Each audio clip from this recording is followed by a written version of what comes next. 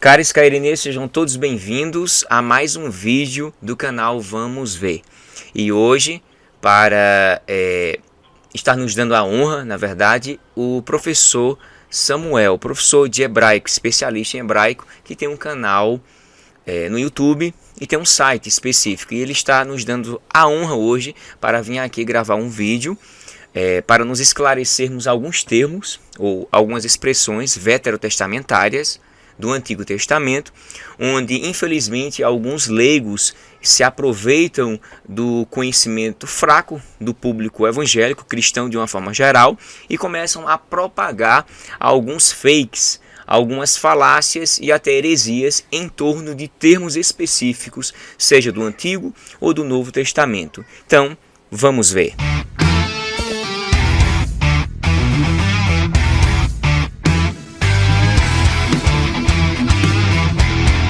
Boa noite, Samuel, paz do Senhor, meu amado. Paz. É um prazer tê-lo aqui no nosso canal para nos esclarecermos alguns termos que eu lhe pedi e você gentilmente atendeu o nosso convite muito especial sobre tratar de um tema que possivelmente ninguém tratou aqui no YouTube. E a gente vê dezenas de vídeos sendo replicados, mostrando uma certa inverdade. Você vai trazer luz hoje sobre o principal termo. Porém, de imediato, eu queria que você se apresentasse e depois, ao longo do vídeo, a gente vai fazendo as devidas perguntas a você. Se prepare. Fica à vontade. Olá, pessoal, né? Meu nome é Samuel Monteiro. Eu tenho um site, né, que se chama Hebraico Pro. Esse site ele está no ar desde 2002, né? E eu comecei a estudar hebraico a partir de 2001, né? E de lá para cá nunca parei, né? Então, sempre estudando hebraico todo dia. 20 anos, Samuel? 20 anos mais ou menos de hebraico. Tem experiência, viu? Que bênção. Que bom, Samuel. Samuel, mas assim, o que é que foi que te levou a estudar o hebraico, assim? Curiosidade. Então, eu sempre gostei de idiomas, né? Eu já estudava inglês e eu tinha vontade de aprender latim também, né? Que legal. E eu achava que a Bíblia tinha sido escrita em latim. A Vulgata, né? Não a Vulgata original mesmo. Sim. Nem sabia que era Vulgata. Aí depois que eu descobri que a Bíblia tinha sido escrita em hebraico, aramaico e grego, né? Então eu decidi aprender essas três línguas, né? Despertou curiosidade, né? Sim, o hebraico eu já tô, né? Tô mais ou menos, né? O aramaico ele acaba meio que vindo junto, né? Se você ficar bem de hebraico, depois você conseguir traduzir um texto da Bíblia que está em aramaico, você consegue, né? E sei também um pouco de grego, né? Tô estudando ainda, não tô tão bem de grego igual de hebraico, mas a gente vai indo aí. Tô entendendo.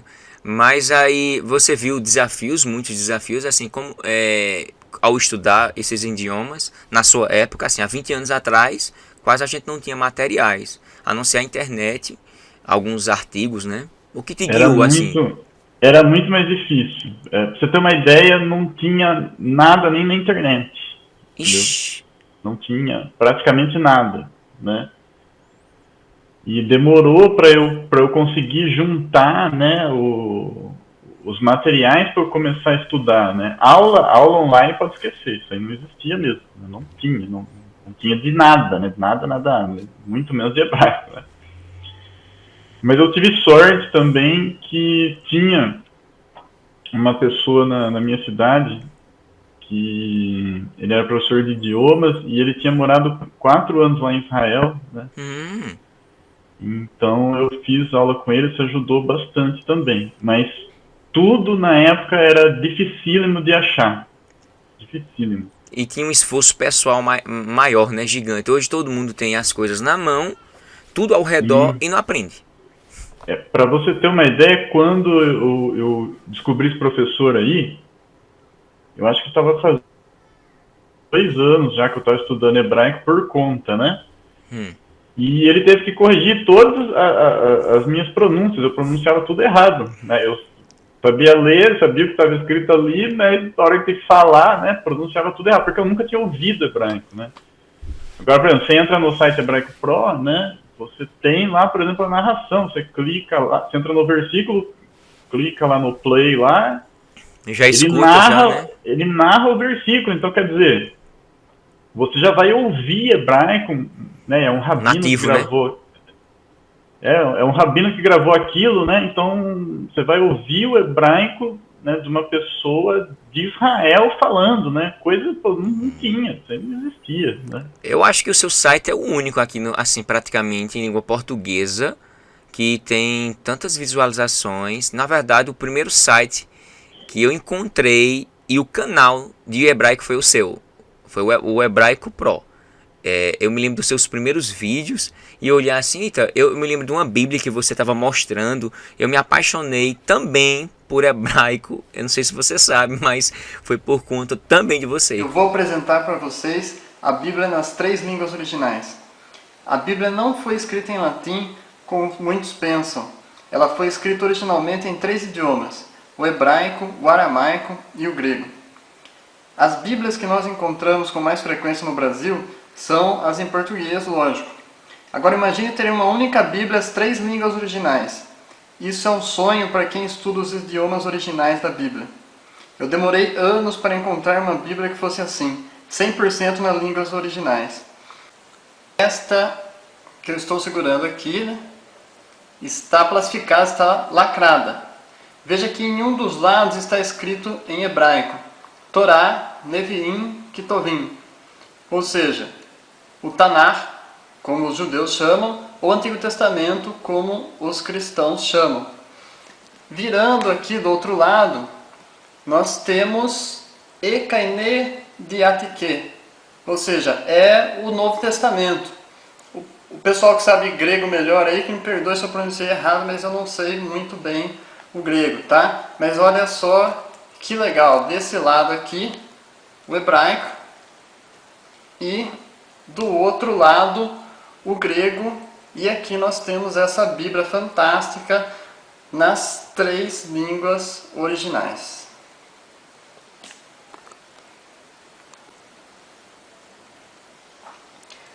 Essa outra Bíblia aqui, que é a mesma Bíblia, eu deixei ela aberta para mostrar para você por dentro.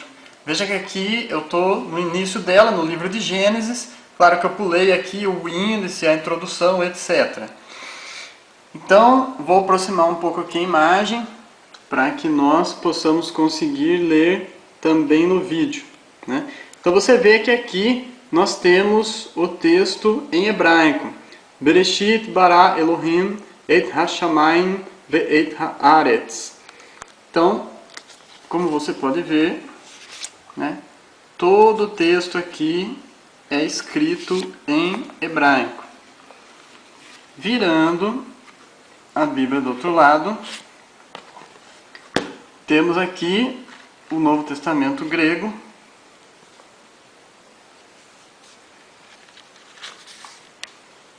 Veja aqui, eu já deixei para você no Evangelho de Mateus. E aqui, desse lado da Bíblia, como você pode ver aí no vídeo, está tudo escrito em grego. Agora, por último, o que eu acho mais fantástico é o livro de Daniel, que mostra como a Bíblia é verdadeira. O povo judeu falava hebraico, mas em certa época eles foram levados cativos para a Babilônia. E lá foram forçados a aprender o aramaico. E o profeta Daniel viveu nesse período. Por isso o livro de Daniel foi escrito algumas partes em hebraico e algumas partes em aramaico. Eu vou mostrar um trecho para vocês. Eu deixei um papelzinho aqui no meio para marcar o trecho do livro de Daniel, né? E eu vou mostrar para você como esse livro incrível foi escrito. originalmente nesses dois idiomas, né? Vou ler aqui um trecho para você. Aqui é Daniel narrando, né? E ele está narrando em hebraico, que era a língua que ele falava, e ele também foi forçado a aprender o aramaico lá na Babilônia, né? Então, eu vou ler aqui para você. Vayomer lahem hamelech, Halom halamti, vatipa en ruchi, ladat et halom. Então, até aqui nós temos a parte em hebraico, né? Você vê aqui, ó. E disse para eles o rei: um sonho sonhei. E perturbou-se meu espírito para saber o sonho. Continuando o texto aqui, em hebraico ainda. Vayedabru akazdim lamelech aramit. Então, até esse trecho aqui, aramit, nós temos o texto em hebraico ainda, né?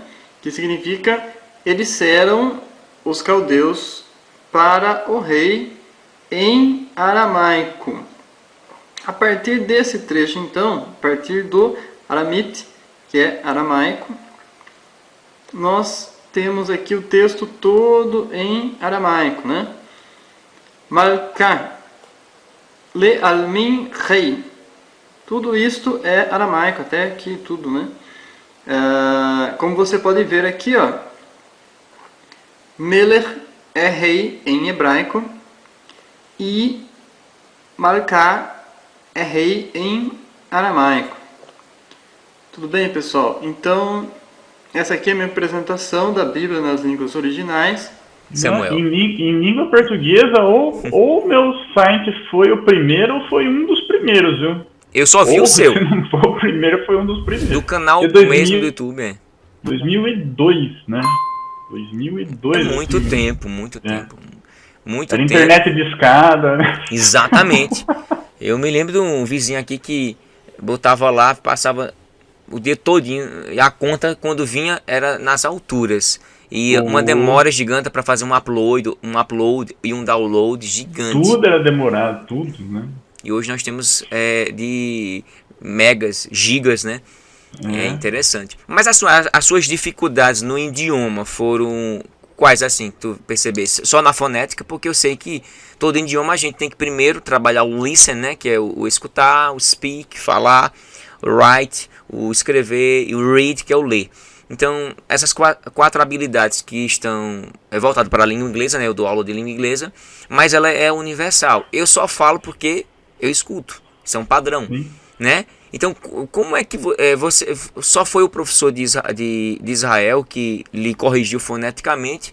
A sua primeira dificuldade era fonética? E as letrinhas do hebraico não te incomodavam, não? Sim. Que é o pior, primeira coisa que eu fiz A primeira coisa que eu fiz quando eu fui atrás de ver o hebraico, né, conhecer, saber como é que era, né, a primeira coisa que eu fiz foi desistir. Eu olhei e desisti, falei, não quero. Que alfabeto, hein? Foi por causa do alfabeto, a hora que eu vi o alfabeto, né, mas foi assim um preconceito, porque eu pensei assim, eu quero um idioma que tenha letras, né? Porque a hora que eu vi aquilo, eu achei que aquilo era tipo um japonês, chinês, né? Ideograma, alguma coisa ali assim, é né? triste. Sim, muito mais complicado, né? Então a primeira dificuldade seria em relação gráfica, né? Depois, Sim, eu acho sonora. que é que todo mundo tem, né? Acho que o primeiro desafio a vencer é a questão do alfabeto, né? E depois descobrir que é de trás para frente. Sim, né?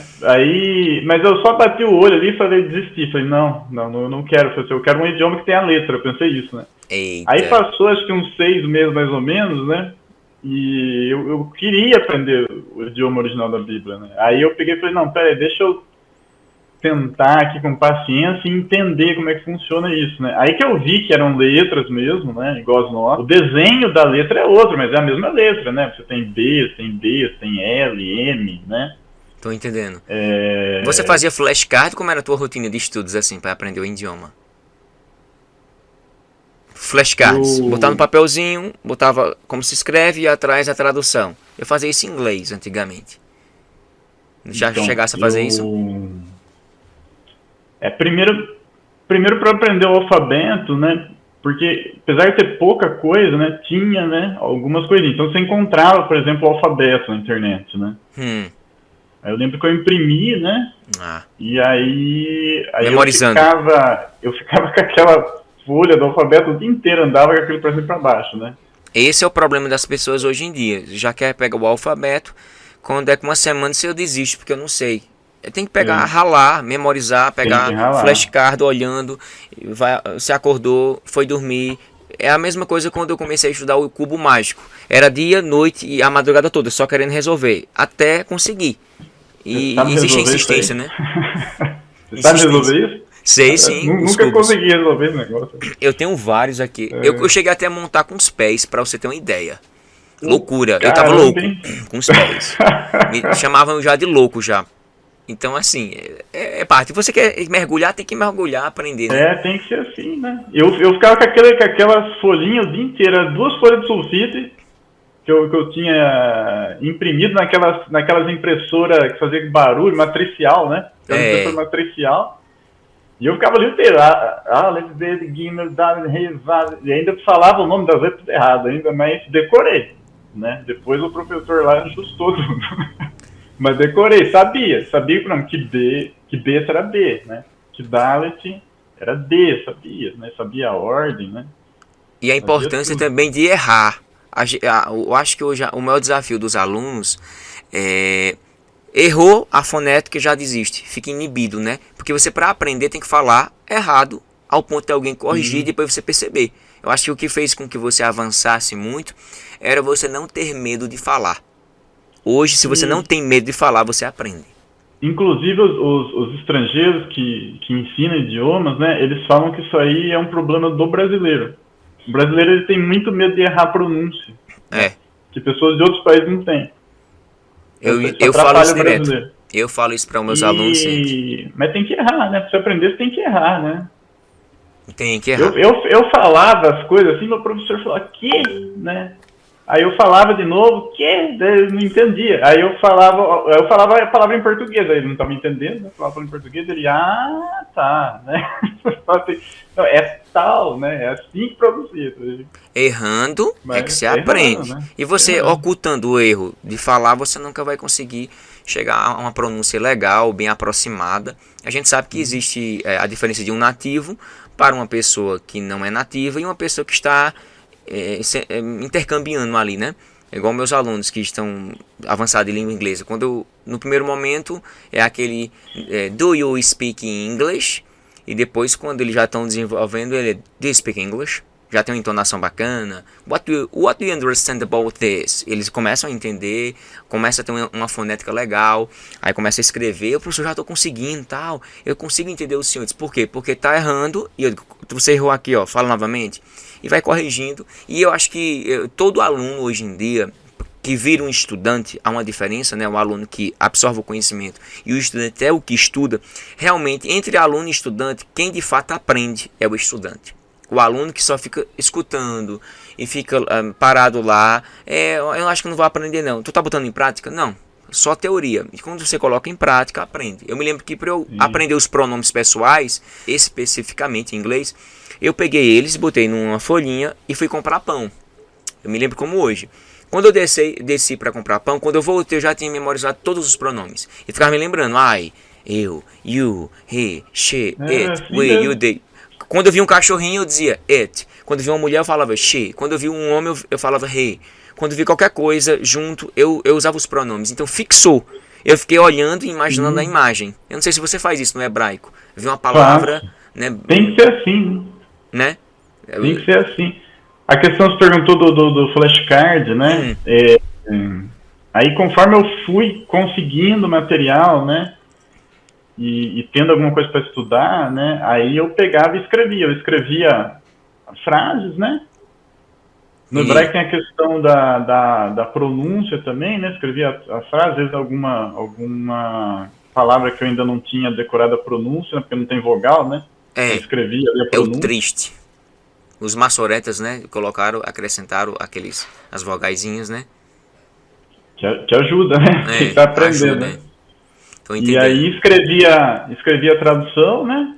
E andava com aquela folhinha pra cima pra lá, até decorar aquela frase lá, né? Chamavam de doido, não?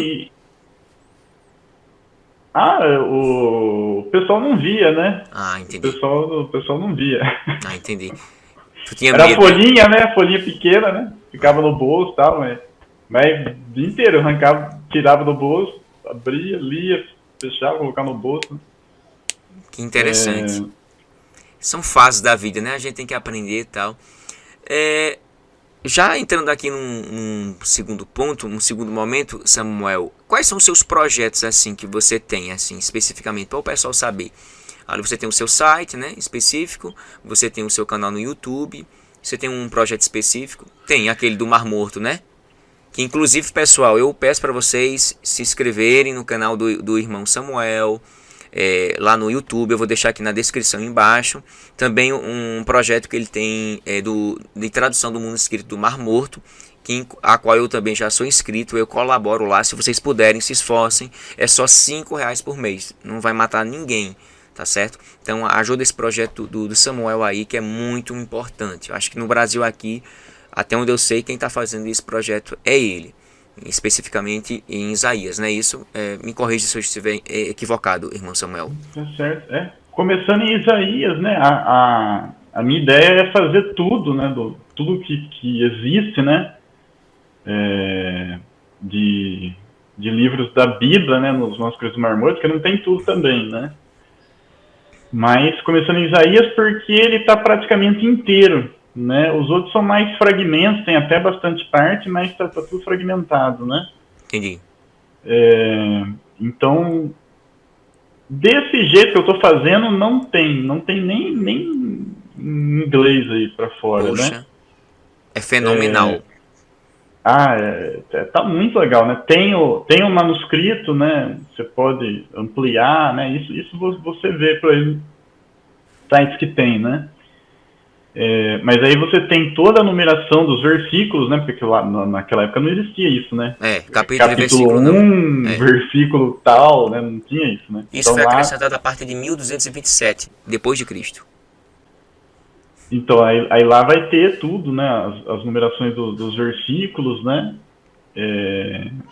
Aí tem a tradução do versículo, tem a transliteração, tem a comparação do versículo com o que a gente tem hoje, né? Comparando o manuscrito com o texto da Bíblia hebraica que chegou até a gente, né?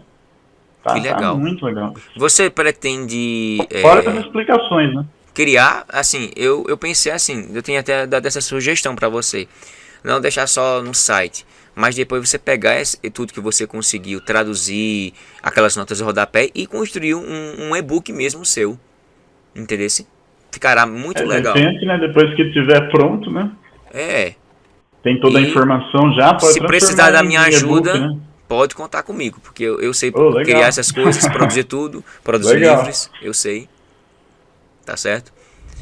Samuel, entrando aqui já numa parte mais objetiva para o povo do canal, o motivo da minha pessoa, primariamente, te chamar aqui ao canal, é fazer alguns esclarecimentos que andam circulando aí no YouTube há muito tempo, já há anos, e algumas pessoas já me pediram para eu fazer aqui no canal do Vamos Ver, e eu sem tempo, gigante. E como eu entrei agora, eu sou aluno novo de hebraico do professor Samuel, um dos 7 que estão fazendo um curso de hebraico com Samuel. Aí me deu um interesse gigante pensar, eu vou trazer Samuel ao meu canal para falar com maior propriedade, né? Você é especialista em hebraico, para explicar sobre essa questão. Tem um vídeo aí, vários vídeos, que diz o seguinte, a qual eu perguntei para você e você disse, beleza, de boa. Que era o seguinte, a palavra aleluia, aleluia, ela é 2 termos no hebraico, né? Louvai a Deus, louvai a Vé, não sei. E ela está no singular, louvai a Deus. E eu vi em um dos vídeos que está com milhares de visualizações, vários, dizendo que ninguém pode falar aleluias, plural. a Deus, porque estará dizendo glória aos deuses. E se fizer isso, está sendo idólatra, porque é um politeísta, porque só pode dizer glória a Deus, aleluia a Deus. Aleluia é só singular, não pode plural, porque se botar o essinho, está adorando aos deuses. Eu queria que você trouxesse esse esclarecimento para nós aqui, leigos, no assunto.